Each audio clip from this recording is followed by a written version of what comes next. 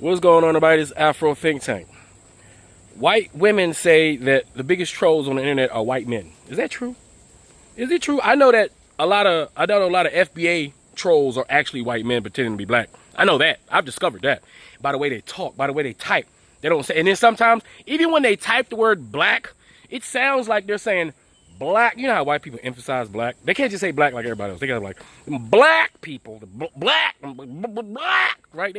They type that shit like that. I'm like, no, you're white. And every time I call out, listen, every single time I've called out a white person, a FBA, for being white, that was the end of the conversation. Every single time I said, FBA is in there acting like he's a black person who hate Africans, acting like he's a black person that hate African Americans, acting like he's a black person that hate Caribbeans, for the most, I'm telling about 50% of the time, the online FBA are white men trolling, pretending to be black with their little cat freaking, a lot of them got they pets and shit as their profile. I don't know what's up with that, right? But they're trolls, and I do believe these white ladies, when they say most trolls are white men. Why? Is it because they feel like other people are having conversations and they're not being able to participate, so they got to infuse themselves? We know white people don't know how to mind their own business, right? So I think that they troll them because they feel like they're becoming irrelevant, right? Even though I don't know why they feel irrelevant. They're clearly relevant right now. White men are clearly relevant right now. But some of them, the mid-white folks, they don't feel like they're relevant. So they go on internet and they enjoy the comforts of their anonymity. Did I say that word right? Anonymity? I'm gonna pick a new word. They enjoy the fact that nobody can see them. That's why they ain't got no profile picture. So they talk all the shit from the safety of their privacy, right? That's what I meant to say, goddammit. Anyway, let's see what these ladies got to say about these trolls, and tell me what you guys think in the comment section. This Afro Think Tank, learn some tea. I'm out. Oh, I'm sorry. Is it racist and sexist of me to point out how most trolls on this app are white men? Because there's a reason for that. And since you're so desperate for attention, I'll happily explain to you why so many white dudes on this app, like yourself, feel the need to show up to spaces where you're not wanted.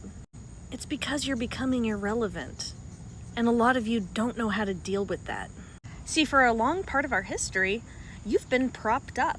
You've been propped up by politics, you've been propped up by Western religions, you've been propped up by colonialism, and you haven't really had to do anything. Men could just exist. Like, as long as you were born the right gender and the right skin color, life was pretty easy for you. But now that we're progressing away from that, you're becoming less and less relevant, and many of you aren't sure how to react to it because you have to actually develop personalities.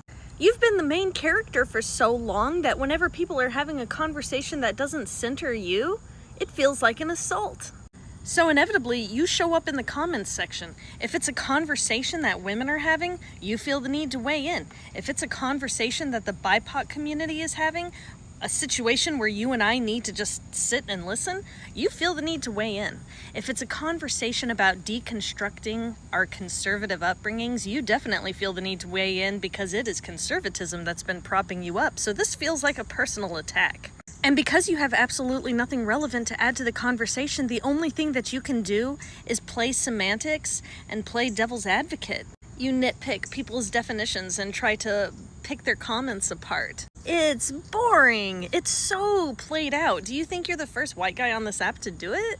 And in case you haven't noticed, nobody's impressed. Go scroll through all the comments that you've left on so many of my videos. There's not a single person going, wow, gee, I never thought of things that way. Thank goodness this white dude showed up to play devil's advocate. Otherwise, this conversation that doesn't pertain to him at all would be completely off the rails. Progressive men don't do this. They don't feel threatened by female empowerment. They don't feel threatened by equality. They don't feel threatened by social justice. They don't feel like anything's being taken from them. So what you're really doing when you show up to these spaces and leave all of these comments is you're putting your insecurities on full display for everyone to see, which is why I allow you on my page. So the next time you see people having a conversation that doesn't pertain to you in the slightest and you feel the need to weigh in and leave your 2 cents, why not ask yourself why? Take a moment to sit and do some self-reflection. Maybe find a better use of your time, like developing a personality. If there's one thing I've learned from TikTok, it's that the trolls are either angsty 14-year-olds Or they're grown-ass white men who act like 14-year-olds. And anytime I get a homophobic troll, I never really know how to respond.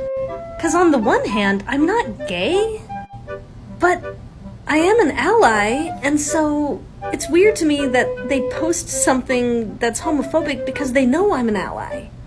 Like, if you know that I'm an ally to the LGBTQ community, why do you think a homophobic comment would upset me? You're gay. No, I'm bi, but I wouldn't be bothered if I was gay. So just walking along, realising, right, if I get trolled online, it is almost always by white men. Usually in their 20s and 30s, sometimes a bit older. And then there's a sort of general thing, isn't there, I think? So, like, if someone posts something and I don't really get it, I usually think, what's wrong with me? Why don't I get it? But if something gets posted that those kind of men don't understand, they're like, what's wrong with you? Why are you posting that? The problem is with you trolling men, not the people posting things.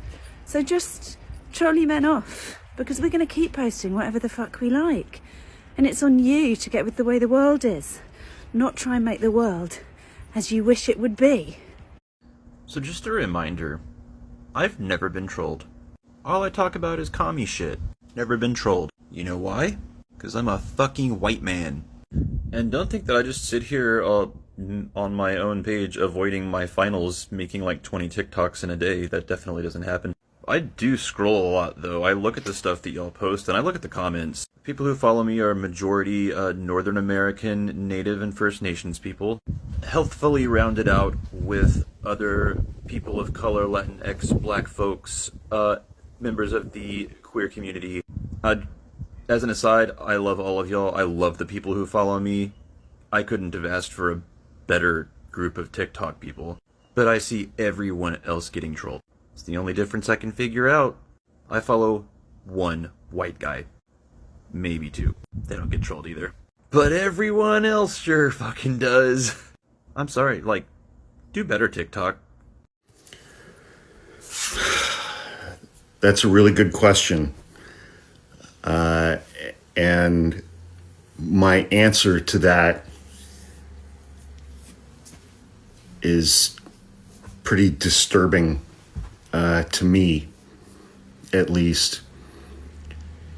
And I think that it's because in most of my videos, I'm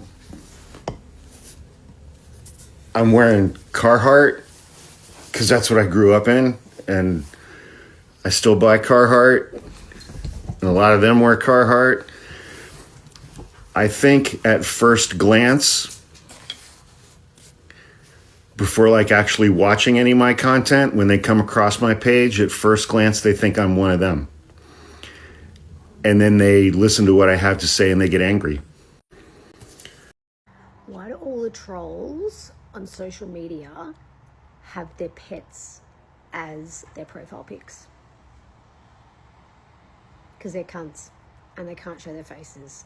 But there is a 100% common theme between the assholes that get on and troll you on different reels, on different social media apps, and the fact that they use their pets. Like, I feel sorry for their pets. Fucking cunts. It's always like white men. It's always like the white men that says, it's always the white men. It's always the nasty white men. And there's usually the old ones too. Oh my God. You must really miss your mommy.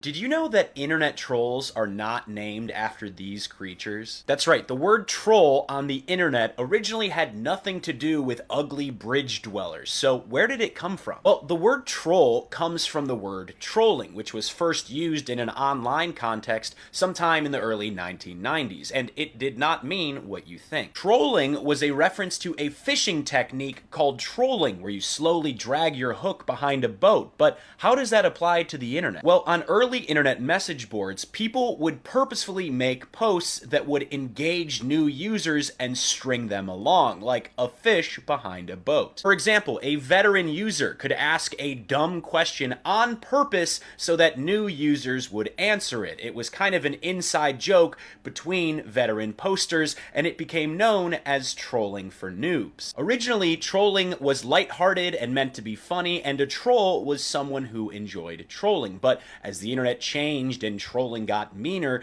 a troll became